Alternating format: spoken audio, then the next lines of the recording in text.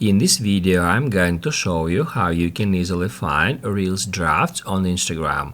Be sure to watch the video to the very end so you don't make any mistakes. Let's get started, guys, and first off, we need to open up Instagram app. Once it is done, tap right here to go to your Instagram profile. Then tap at this plus and select Reel.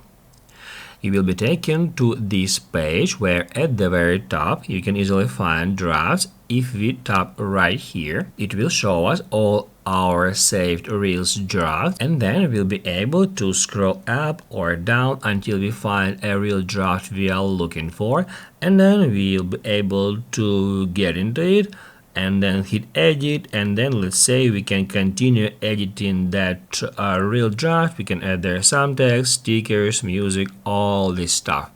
After that, we can hit right here add next, and then we'll be able to share it with our followers. If this video was helpful for you, don't forget to hit the like button.